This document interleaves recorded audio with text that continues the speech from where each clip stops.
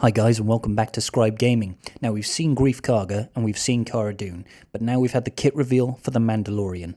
Let's get into it.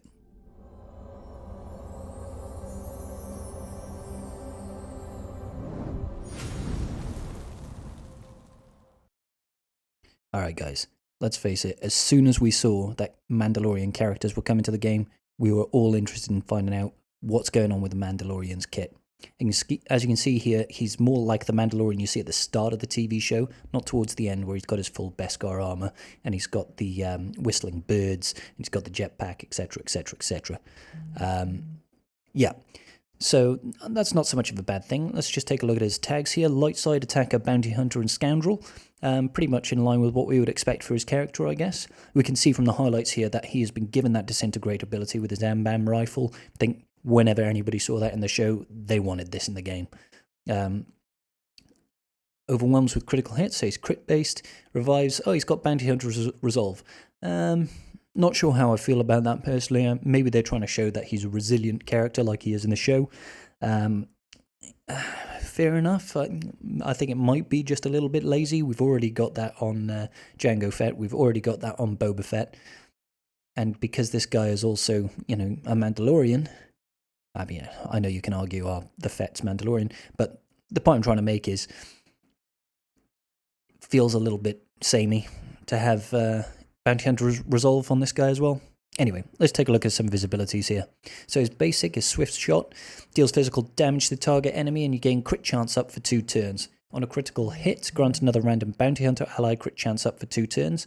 Yeah, it's okay, I guess. The only reason I'm a little bit hesitant about saying it's great is that crit chance, particularly when you get characters up into the high relic levels, and if any character is worth gearing, you'll want to take them into at least low relics. Crit chance tends to not be much of an issue. A lot of it gets covered by gear and by the relic levels themselves, particularly if they have a mastery that influences crit chance. So I think there's a little bit of diminishing returns there on the crit chance up, but let's keep going. His special, Transpierce. He's obviously using the shock prod on his Ambam rifle there. Deal physical damage to target enemy and call another bounty hunter ally to assist. Then the Mandalorian and the assisting ally gain crit damage up for 2 turns. Now, crit damage up, as opposed to crit chance up, is actually an incredibly good buff. That's the equivalent of having another crit damage triangle on your character. Definitely a good one. 3-turn cooldown is not so bad. Calling an assist is always great. Yeah, and 2 turns worth of crit damage up as well. Look at the base damage on that as well. That's pretty good. Okay, so we've got his leadership ability here, and it is a Zeta. All scoundrel allies have plus 20 speed, which is, yeah, it's okay. 35% tenacity. I'm not that fussed about the tenacity boost, to be honest. And 30% crit chance. See, now this feeds back into what I was saying about crit chance. There's a lot of easy, low-hanging fruit when it comes to crit chance anyway, that I find the buff crit chance up has a bit of diminishing returns. There aren't that many characters that you face that benefit from, or not benefit on, that have built-in crit avoidance. Certain relic levels, such as Bastila Fallen, will have crit avoidance built into her relics, and certain characters, like people mod their Treya for crit avoidance. I think it's a little bit diminishing returns. So because this guy has got 30% crit chance up already built into his leadership, the benefit of his Swift Shot basic is somewhat diminished. When he's in the leader slot, he gains the following contract. So he's got to score critical hits 20 times. Now that's going to be a really easy contract to fulfill. There's a lot of assists in bounty hunters now, especially if you're looking at, Bosk, for example. Dengar has built-in assists. You've got AoEs from Greedo. You've got AoEs from Dengar. You've got AoEs from Boba Fett and Jango Fett. All these AoEs, especially with the increased crit chance that he's passing and the crit chance that you gain naturally, he's going to fulfill this contract incredibly quickly. AoEs and constant assists. Look at Bosk's assist. Look at the assist that we get from Greef Karga. This contract will be fulfilled in no time at all. For the rest of the battle, bounty hunters and their allies will have their payouts activated and gain the following.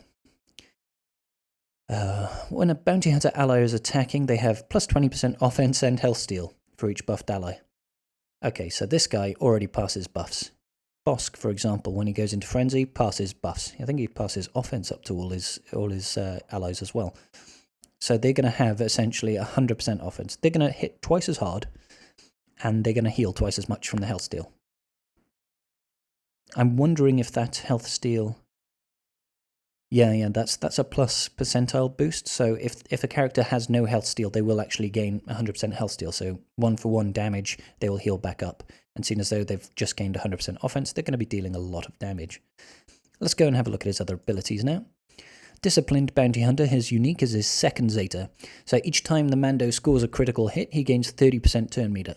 That's awesome. That's actually really good.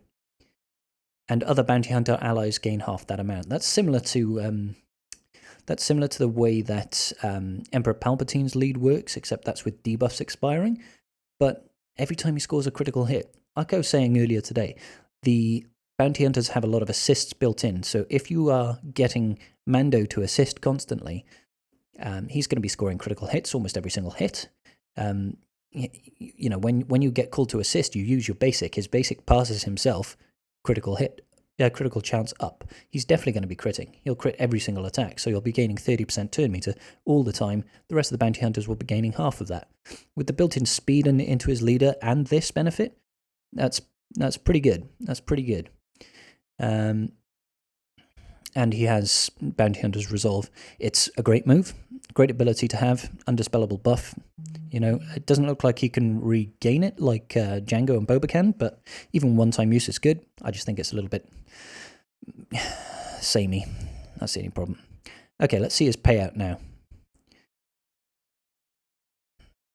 Payout, grant the Mandalorian 50% crit damage up and the Disintegrate ability until the end of battle.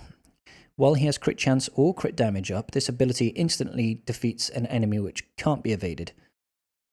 Okay, so we don't really have an idea of what the damage is like without those buffs, but seeing as though he gains crit chance or crit damage up whenever he uses his basic or his special, it's quite likely that he'll just one-shot things with the Disintegrate ability. It's got an 8-turn cooldown. Each time the Mandalorian scores a critical hit whilst buffed, reduce this cooldown of this ability by 1. Okay, fair enough. So yeah, I think the aim of the game here is going to be trying to call Mando into assist as frequently as possible.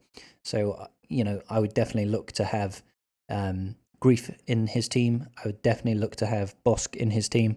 I'm trying to think who else might be useful. I'm not sure. But you want to look for anybody that can call assist or attacks out of turn. So the Disintegrate, while the Mandalorian is... it looks like it's duplicating some of the language here. Okay, so my opinion on this kit. I think it's good. I don't think it's amazing. I don't think it's going to be meta-breaking or anything like that. You're still going to have a hard time taking on things like Darth Revan. Still going to have a hard time taking on things like General Skywalker. You're still not going to have much of a hope of beating any of the Galactic Legends. They're immune to insta-kill effects, so this will just do, massive damage, as they call it, and the massive damage that they take is reduced from 100,000 to, I believe, 70,000. So it's definitely a buff to bounty hunter teams, but it's not amazing. I definitely think there are some missing pieces here. I think we're still waiting on IG-11 and potentially Queel and potentially the child or Baby Yoda.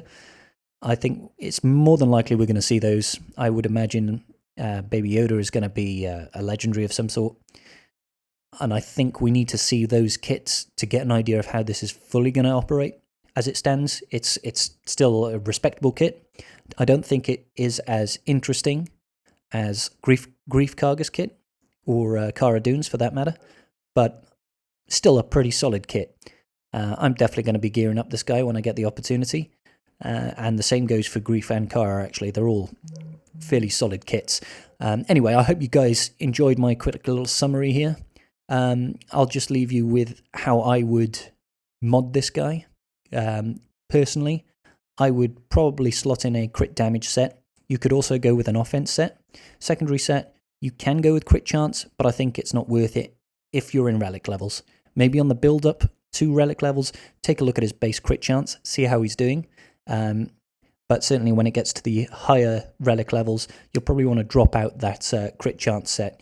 Maybe just go with a flat defense set or a flat health set. Or even you could go for tenacity to try and make sure he doesn't get stunned or anything like that. Really, the flexibility is there for you. I would certainly go for...